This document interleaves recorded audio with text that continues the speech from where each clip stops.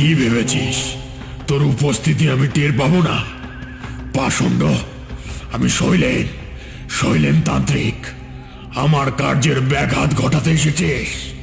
যা, পালা পালা পালা পাষণ্ড, তোকে এবারের মতো দয়া করে ছেড়ে দিলাম। যা, পালা পালা এখান দিয়ে। আর যদি কোনোদিনও এই মুখোশ, ওই দিনই হবে তোর শেষ দিন।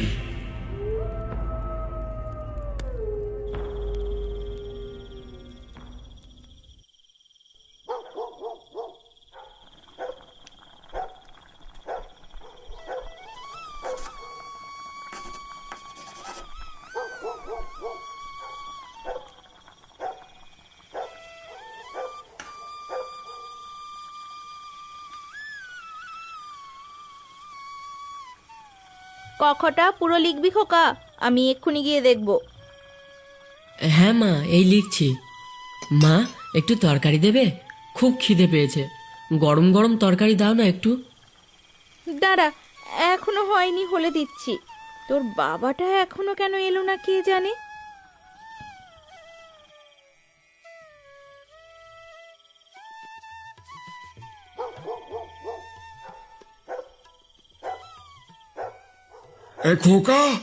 এই খোকা, শোন তো, এই দেখে যা, তোর জন্য কি নিয়ে এসেছি। আসতে যা, পড়ে যাবি তো।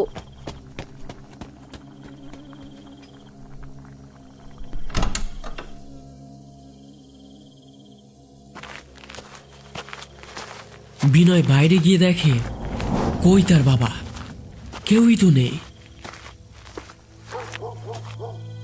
কিন্তু হঠাৎ সে দেখতে পায় দূরে কুয়াশার মধ্যে কেউ হেঁটে চলে যাচ্ছে।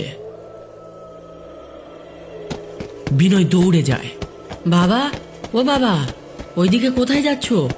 দাঁড়াও। কি হলো? এত চিৎকার করছিস কেন? কি গো, কি হয়েছে? তুমি রান্না করো, আমি ছেলেকে নিয়ে পাশের গ্রামের মেলা দিয়ে ঘুরিয়ে নিয়ে আসছি। চিন্তা করো না, এখনই চলে আসবো।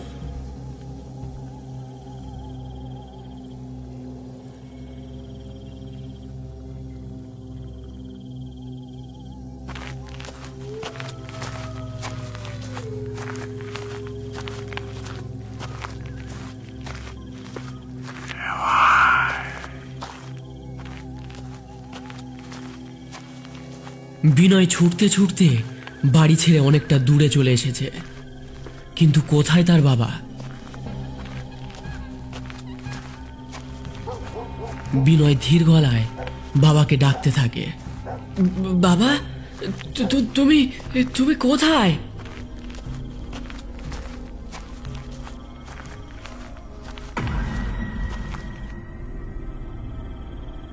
এই তো খোকা, আমি এখানে।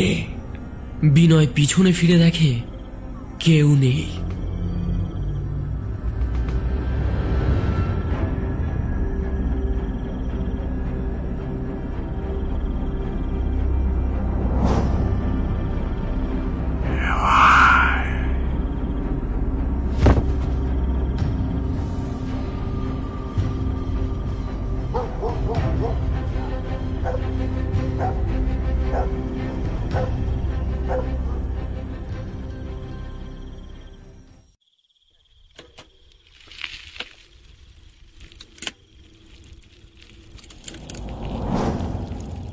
কই গো, এসে গেছি। আমি এখনো রান্না করছি, তুমি ছেলেটাকে পাঠিয়ে দাও তো, ও তরকারি খাবে বলছিল। ছেলেকে পাঠাবো মানে? ও এখানে নেই। এখানে থাকবে কিভাবে? হ্যাঁ, তুমিই তো নিয়ে গেলে একটু আগে, বললে মেলায় নিয়ে যাচ্ছ। অবিনাশ কথাটা শুনে স্থির হয়ে যায়। তাহলে কি সে এসেছিল? সেই কি আমার ছেলেটারে? তুমি রান্না করো, আমি ছেলেকে নিয়ে আসছি। ও বোধহয় কানাইদের বাড়ির দিকে গেছে। কি যে করো তোমরা দুই বাপ বেটায়! সন্ধেবেলায় ছেলেটাকে একটু বই পড়াবে তা নয়, ওকে নিয়ে চলে গেল। আর তারপর এক্ষুনি বলছো কানাইদের বাড়িতে গেছে। আমার হয়েছে যত জ্বালা।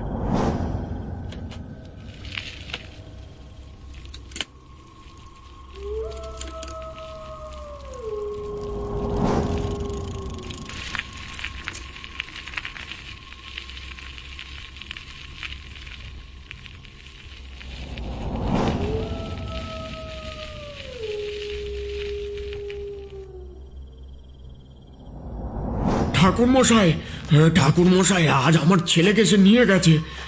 আপনি যেটা বলেছিলেন সেটাই হলো। তোকে বলেছিলাম কদিন তোর ছেলেকে একটু সাবধানে রাখবি। চল আমার সাথে চল, আজ ওর শেষ দেখে তবেই ছাড়বো।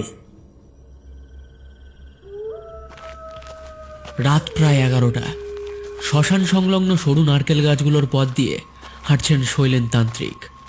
কাঁধে একটা ঝোলা, হাতে মস্ত বড় এক লাঠি, আর পরনে রক্তাম্বর পোশাক। পেছনে ভয়ে কাঁপতে কাঁপতে আসছে বিনয়ের বাবা অবিনাশ। ঠাকুর মশাই, আর কত দূর? এই বাগানটার বদনাম আছে, দিনের বেলাতেও কেউ এদিকে আসে না। ভয়কে যত প্রশ্রয় দিবি সে তত মাথায় চড়বে অবিনাশ। সোজা হয়ে হাঁট, জবটা মনে আছে তো? আগে মনে আছে, কিন্তু বাতাসটা কেমন ভারী লাগছে না আপনার? মনে হচ্ছে কেউ আমাদের পিছু পিছু আসছে।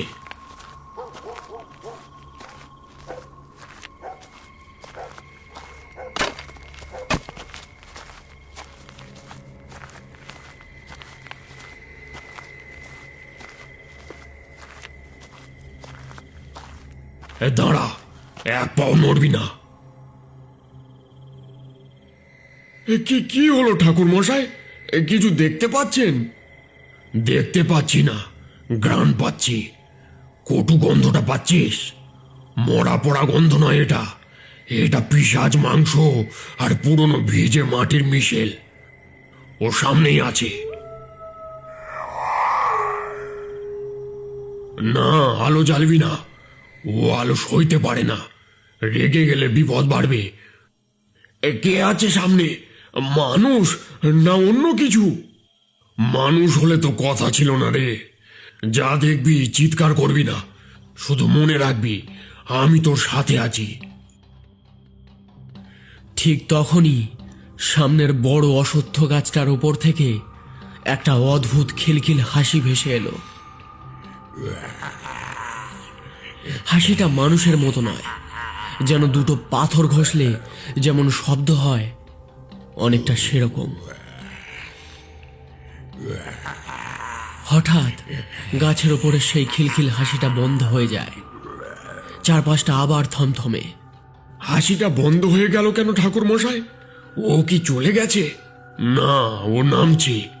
অবিনাশ, আমার গায়ের কাছাকাছি থাকবি, যাই দেখিস না কেন চোখ বন্ধ করবি না। আর হ্যাঁ, তার চোখের দিকে ভুলেও তাকাবি না। হঠাৎ ওপর থেকে একটা ভারী কিছু পড়ার শব্দ হলো। ঠিক 5 হাত দূরে একটা ছায়া দাঁড়িয়ে, কুচকুচে কালো রং, মানুষের মতো গড়ন হলেও হাতগুলো অস্বাভাবিক লম্বা, মাটি ছুঁই ছুঁই। শৈলেন, তুই আবার এসেছিস? এই সীমানায় পা রাখার সাহস হয় কি করে তোর? শয়তানের কোনো সীমানা থাকে না। তুই গ্রামের ছোট ছোট ছেলে মেয়েগুলোকে ধরে নিয়ে যাচ্ছিস। আজ তোর নিস্তার নেই। আগের বার দয়া করে ছেড়েছিলাম, কিন্তু এবার সে ভুল আর করব না।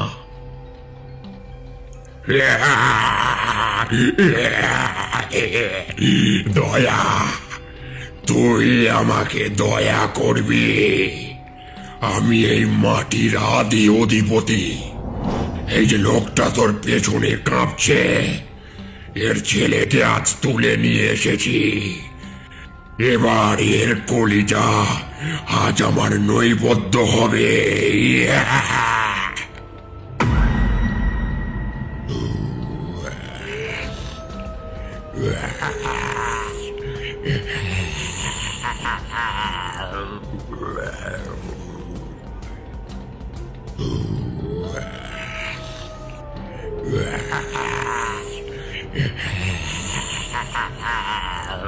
ওম হ্রিং বগলামুখী সর্বদুষ্টানাং বাচং মুখং পদং স্তম্ভৈতারা।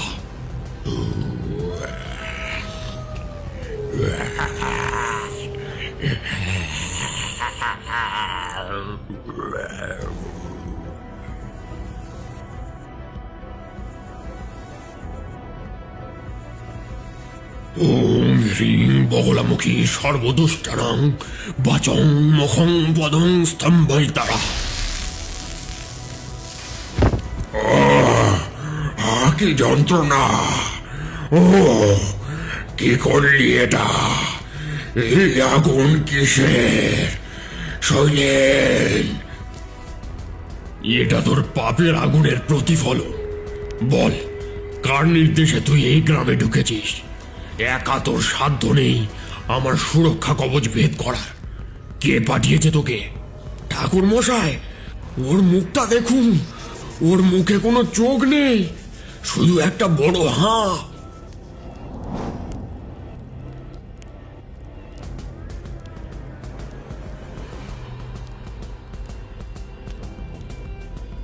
ভয় পাস না অবিনাশ, ও একটা অন্ধ পিশাচ।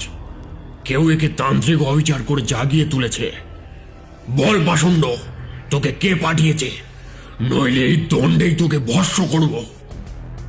বলবো না, হ্যাঁ বলবো না। সে আমাকে মুক্তি দেবে বলেছে।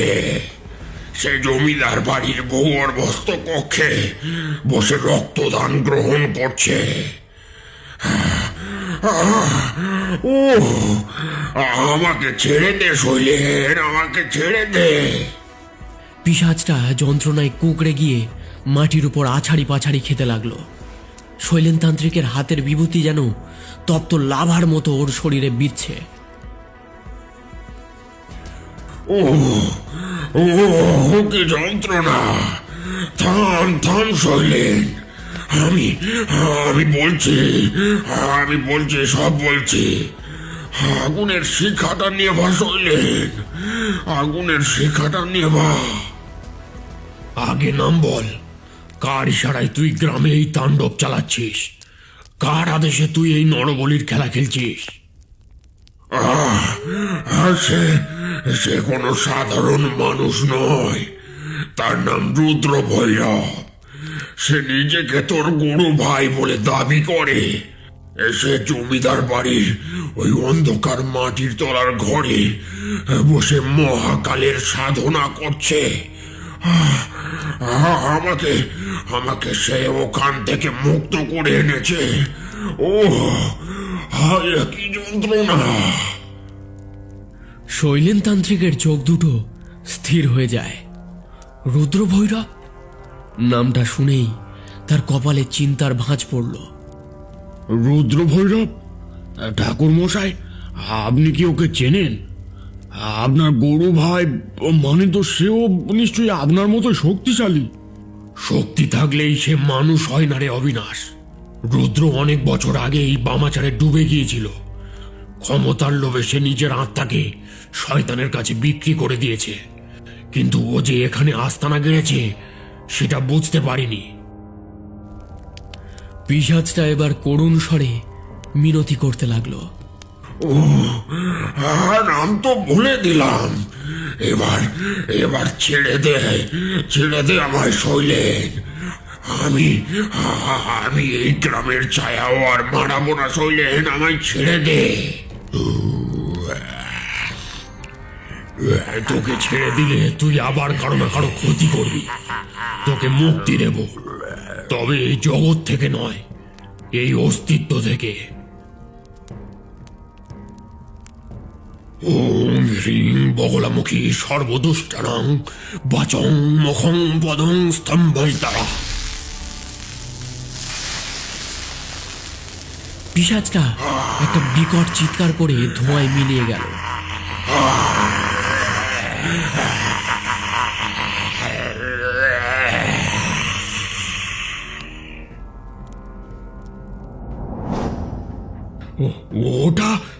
ওটা কি মরে গেল ঠাকুর মশাই? ওর মুক্তি হলো, কিন্তু আসল লড়াই তো এবার শুরু। রুদ্র ভৈরব যখন পিশাচ পাঠিয়েছে, তার মানে সে জানে আমি আসছি। অবিনাশ, তুই চাইলে এখন গ্রামে ফিরে যেতে পারিস। জমিদার বাড়ির পথটা বড় ভয়ঙ্কর। আমি তোর ছেলেকে নিয়ে আসব, কোনো চিন্তা নেই তোর। না ঠাকুর মশাই, আপনাকে একা ফেলে ঘরে যাব না। এই রুদ্র ভৈরবকে যদি না থামানো যায়, আমার গ্রামটা শ্মশান হয়ে যাবে। আমি আপনার সাথেই যাব, আমার ছেলেকে আমি নিজেই যাব বাঁচাতে। বেশ, তবে মনে রাখিস, জমিদার বাড়ির ভেতরে যেটা দেখবি সেটা এই পিশাচের চেয়েও 1000 গুণ বেশি ভয়াবহ হতে পারে। চল। শৈলেনতান্ত্রিক হন হন করে জমিদার বাড়ির দিকে হাঁটতে শুরু করলেন।